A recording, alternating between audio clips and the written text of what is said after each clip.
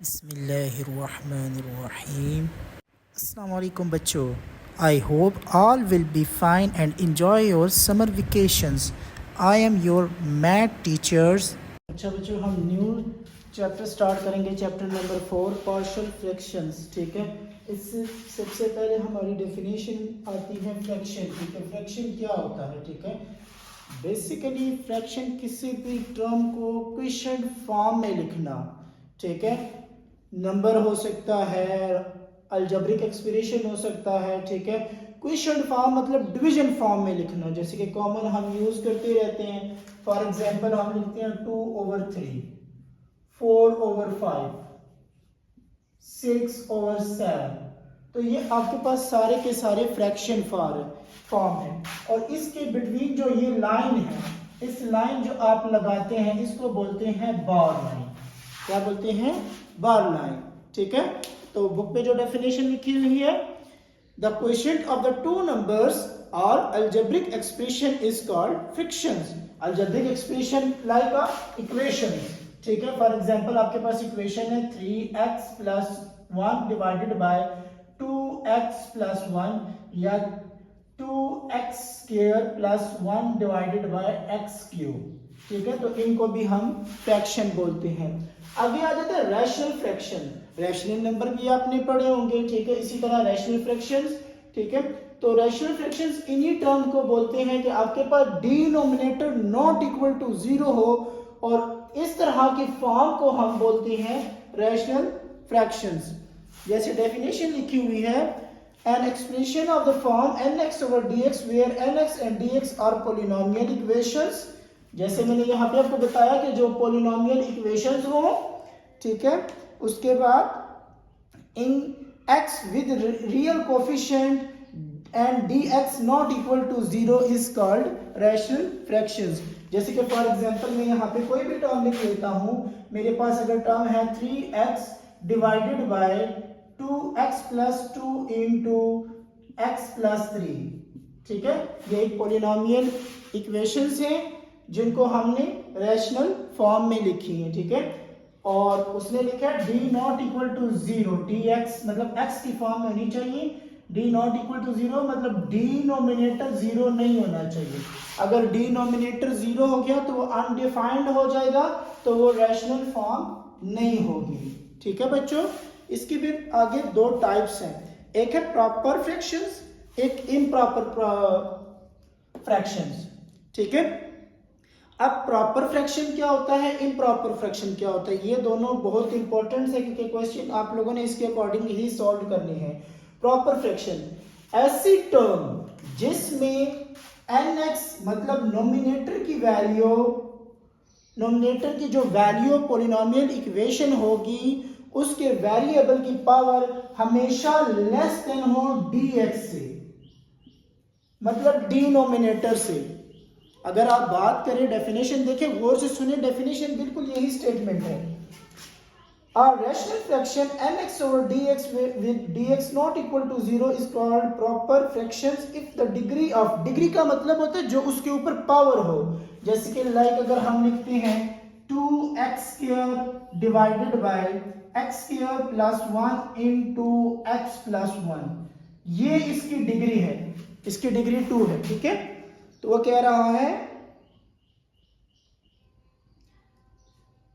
if the degree of the polynomial of nx is in the numerator is less than the degree of the polynomial of dx in denominator। अब देखें नीचे, यहाँ पे भी 2 power है, यहाँ पे x के ऊपर 1 पावर है, तो इनको मल्टीप्लाई करवाएंगे, x के ऊपर पावर 3 आ जाएगी, मतलब डिग्री नीचे 3 बन जाएगी, ऊपर डिग्री 2 है, तो नीचे वाली डिग्री ग्रेटर देन है एज कंपेयर टू नोमिनेटर के, तो so that term is called proper fractions.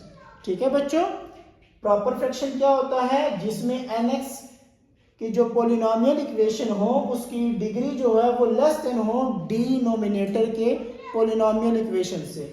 अब इम्प्रॉपर हिस्ट्री का बिल्कुल उलट है, उसमें क्या होता है, या तो nx और dx मतलब नोमिनेटर और डिनोमिनेटर की आप पावर सेम होगी। ठीक है, मतलब फॉर एग्जांपल या तो आप कह सकते हैं कि x² + x² + 1 या नोमिनेटर की पावर डिनोमिनेटर के पॉलिनोमियल की डिग्री की पावर के इक्वल हो या ग्रेटर देन हो नोमिनेटर की पावर, मतलब x cube divided by x square plus 1। तो इस तरह की वैल्यू को हम बोलते हैं इम्प्रॉपर फ्रैक्शंस। ठीक है बच्चों, इस तरह की टर्म को हम क्या बोलते हैं, इम्प्रॉपर फ्रैक्शंस। पावर अगर इक्वल भी है तो हम भी इम्प्रॉपर है, पावर अगर नोमिनेटर की ग्रेटर देन है एज कंपेयर टू डिनोमिनेटर से, या डिग्री ग्रेटर देन है एज कंपेयर टू डिनोमिनेटर से, तब भी वो क्या है, इम्प्रॉपर फ्रैक्शंस। अब इसकी डेफिनेशन रीड करते हैं। Of our rational fractions nx over dx with dx not equal to 0 is called improper fraction if the degree of the polynomial nx मतलब nominator is greater than or equal to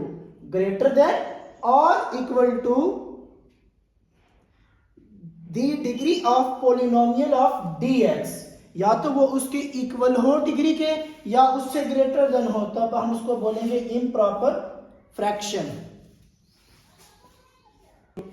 अब start करते हैं exercise 4.1, रीसॉल्व into partial fraction. ठीक है, अब first question हमारा है 7x - 9 divided by x + 1 x - 3। बच्चों इस एक्सरसाइज, इस चैप्टर के अंदर 4.1, 4.2, 4.3 सेम मेथड, बस जो नीचे टर्म्स है ना, ये लीनियर इक्वेशंस, फिर रिपीटेड फंक्शन आ जाएगा यहाँ पे, फिर आपके पास आ जाएगा non reducible quadratic equations, and 4.4 जिसमें 4.2 एंड 4.3 मिक्स होंगे।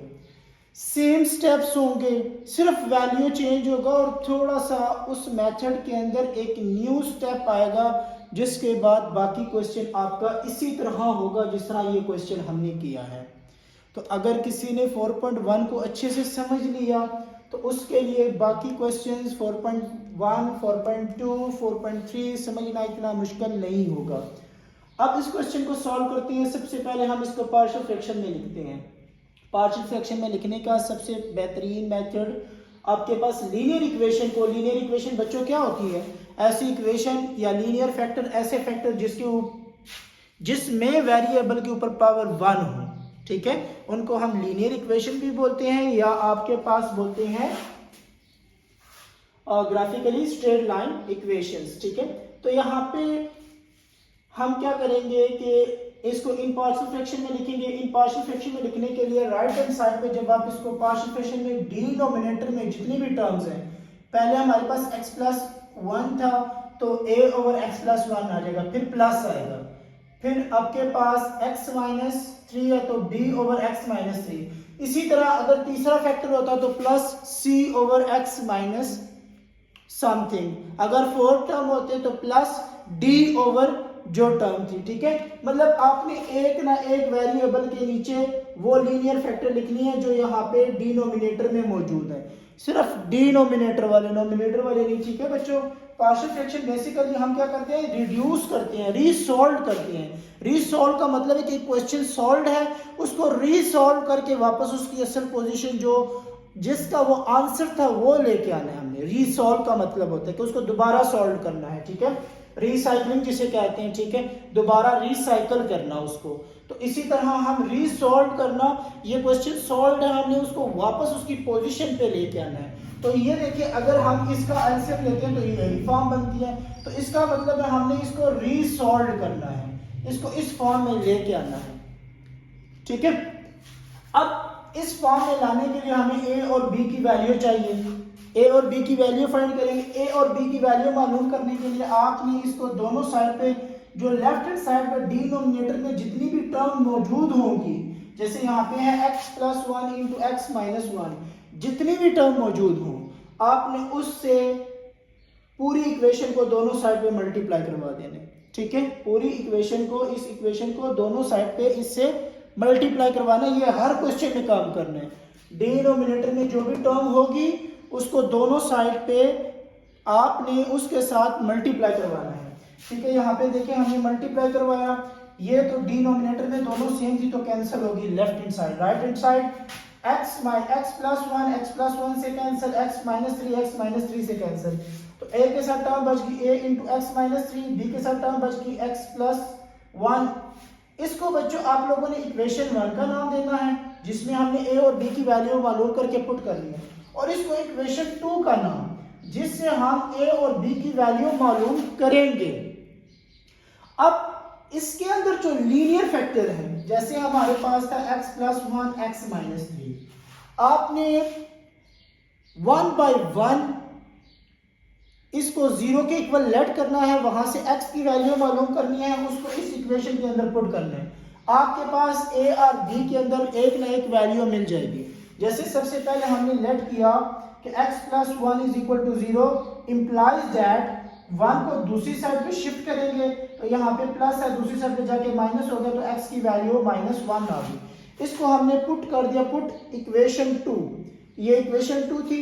7 इंटू एक्स -1 आ गया x की जगह, -9 is equal to a into x minus three, x की जगह -1 पुट कर दिया और -3 plus b into x plus 1, x की जगह -1। अब 7 1 7 -7 -9 -1 -3 -4 -1 प्लस 1 0। ठीक है, ये आंसर आपके पास क्या आ जाएगा बच्चों? 0 आ जाएगा। अब 0 किसी भी नंबर के साथ मल्टीप्लाई हो, आंसर क्या बनता है? 0 ही बनता है। तो फिर हम क्या करेंगे, उसको रिमूव कर देंगे। अब -4 इधर मल्टीप्लाई हो रहा है, दूसरी साइड पे क्या हो जाएगा? डिवाइड। तो -16 डिवाइडेड बाय -4, माइनस माइनस से कैंसिल, 4 1 4 4 4 16। तो a की वैल्यू आपके पास आ गई 4। इसी तरह दूसरा लीनियर फैक्टर x माइनस 3, उसको लेट करेंगे। यहां पे लिखेंगे let x minus 3 is equal to 0 implies that x is equal to 3। ये x की वैल्यू आ गई।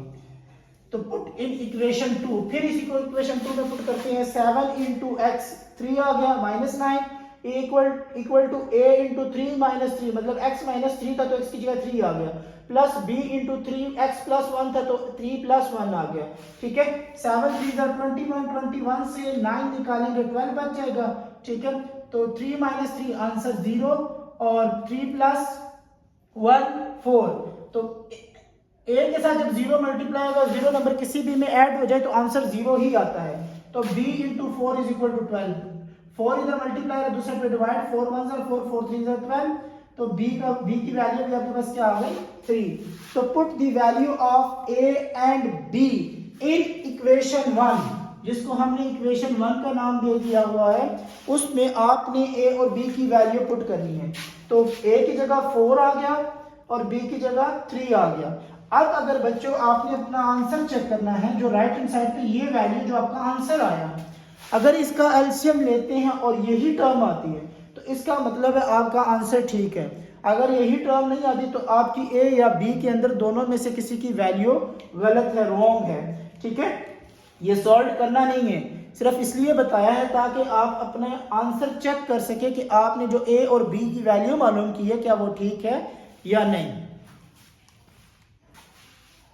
अच्छा बच्चों, इसका क्वेश्चन नंबर 3 है 3x minus 1 divided by x square minus 1। अब आप सोच लेंगे कि यहाँ पे तो लीनियर फैक्टर मौजूद नहीं है, तो हम इसको लीनियर फैक्टर बनाएंगे। कैसे बनाएंगे? एक आइडेंटिटी को रिप्रेजेंट कर लिया। मैंने जब इसको सॉल्यूशन सॉल्व किया तो मैंने लिखा कि x का स्क्वायर माइनस 1 का स्क्वायर, इसका मतलब a square minus b square, x plus 1 into x minus 1। अब इसको मैं पार्शियल फ्रैक्शन में लिखूंगा, a के नीचे फर्स्ट लीनियर फैक्टर, b के नीचे सेकंड लीनियर फैक्टर। दो लीनियर फैक्टर हैं तो दो वेरिएबल आएंगे। इसको मैंने दे दिया उसी तरह प्रीवियस क्वेश्चन की तरह इक्वेशन नंबर 1 का नाम। ठीक है, फिर उसके बाद multiply by both side x plus 1 into x minus 1, वही काम अगेन। ठीक है, पूरी इक्वेशन के साथ दोनों साइड में मल्टीप्लाई करवाया। ये तो डिनोमिनेटर दोनों सेम थे, डिनोमिनेटर कैंसिल हो गए। यहाँ पे x प्लस 1 से कैंसिल, x माइनस 1 से कैंसिल। तो आपके पास बचा 3x minus 1 equal to 3a into x minus 1 plus b into x plus 1। सबसे पहले मैंने लेट किया x प्लस 1 को, is equal to 0 implies that x is equal to -1 1 उधर चला जाएगा, प्लस का साइन था तो -1 आ जाएगा, ठीक है। पुट इन इक्वेशन 2, जिसको मैंने इक्वेशन नंबर 2 का नाम दिया, यहाँ पे पुट करेंगे x की जगह -1 3 into -1 is equal to a into -1 plus b into -1 plus 1 0 -1 -2 -3 -1 -4, ठीक है। -4 is equal to a into -2, तो b इंटू 0, तो 0 मैंने लिखने की जरूरत नहीं है, ठीक है। तो -2 इधर मल्टीप्लाई और दूसरी साइड पे डिवाइड हो जाएगा, तो माइनस माइनस से कैंसिल हो जाएगा, 2 1 जार 2 2 2 जार 4, तो एक आपके पास a का आंसर आ जाएगा 2, ठीक है। अब उसके बाद आपके पास let x - 1 is equal to 0 implies that x is equal to 1, put in equation 2, फिर इक्वेशन 2 में पुट करते हैं। अब आपके पास 3 इंटू 1 -1 a इंटू 1 -1 0 हो जाएगा, 0 आगे हम लिखेंगे नहीं, प्लस b इंटू 1 प्लस 1 2 आ जाएगा, 3 -1 2 बच जाएगा, 2 इधर मल्टीप्लाई और दूसरे पे डिवाइड, तो 2 डिवाइडेड बाय 2 तो 1 बच जाएगा, तो b की वैल्यू आपके पास क्या आ जाएगी 1। दोनों की वैल्यू a एंड b की वैल्यू इक्वेशन 1 में पुट करते हैं, put in equation 1 3x - 1 divide by x plus 1 into x - 1 is equal to 2 over x plus 1 plus 1 over x - 1, ये आपके पास पार्शियल फ्रैक्शन सॉल्व हो गया, ठीक है। तो इस तरह आपने बाकी जो रिमेनिंग 3 क्वेश्चंस हैं 5 तक आप लोगों ने करनी है, ठीक है। अस्सलाम वालेकुम बच्चों। अच्छा बच्चों, हमारा इस एक्सरसाइज का क्वेश्चन नंबर 7 है, बाकी पार्ट्स हमने कर लिए थे। ये क्वेश्चन लास्ट 7 और 8 ये इम्प्रॉपर टर्म्स है। इम्प्रॉपर टर्म्स को आपने पहले प्रॉपर्स में कन्वर्ट करना है, फिर उसका पार्शियल फ्रैक्शन सॉल्व होगा, मालूम हो सकता है, अदरवाइज वो सॉल्व नहीं हो सकता, ठीक है। आपने इम्प्रॉपर में कन्वर्ट करना है। इम्प्रॉपर में कन्वर्ट करने के लिए सिंपल मेथड है, इतना मुश्किल नहीं है। जैसे कि हमारे पास क्वेश्चन नंबर 7 है, देखें x² plus 2x plus 1 divided by x minus 2 into x plus 3।